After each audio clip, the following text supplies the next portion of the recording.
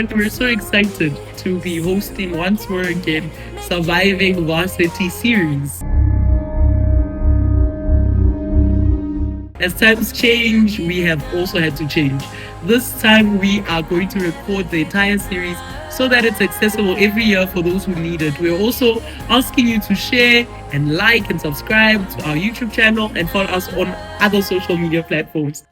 So Prep for Varsity, how it started. I am part of the reason why Prep for Varsity started in the Apostolic Faith Mission Our Lady Assembly, when I experienced as a young person a vast difference between what I was exposed to in my high school and what my cousins and other people I knew who are living in a different environment to me were exposed to. One, career guidance. Two, accessibility to the information that's available in institutions. I was from a school where the institutions came to the school, told us all that they were offering, and gave us an opportunity to apply. That was as easy as that. We were also able to be advised carefully and clearly on the subject choices that we had to take as we approached grade 10.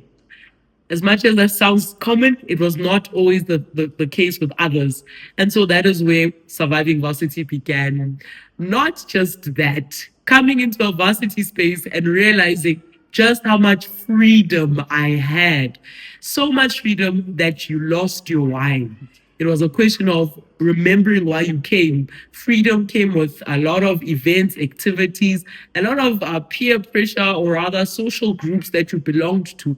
And it was very easy in that instance to forget why you had come to varsity, forget that you came to graduate, and forget that the freedom you were given was supposed to be coupled with responsibility.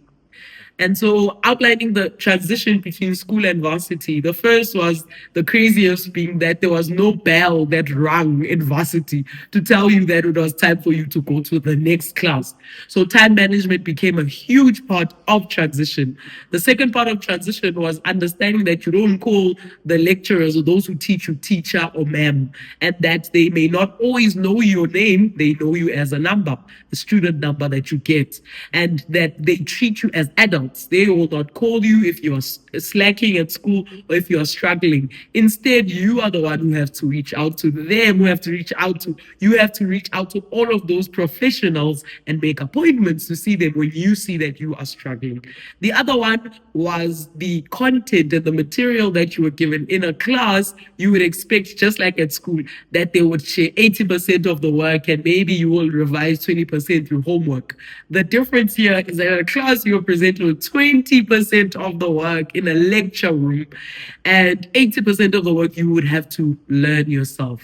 A lot of responsibilities, a lot of understanding the system of varsity and tertiary, understanding the languages, assignments, understanding semesters, understanding modules, all of these words that as you carry on, you get to know and understand, but unfortunately, nobody really introduces you to them. And so we invite you on this journey of surviving varsity because it does become a jungle. There are ups and downs. You also need to know your conviction and your faith because you will bump into people who know exactly why they don't believe and know exactly why they don't think God exists. So you need to know why you believe He does exist and why you believe He will carry you through your ambitions as you start this journey.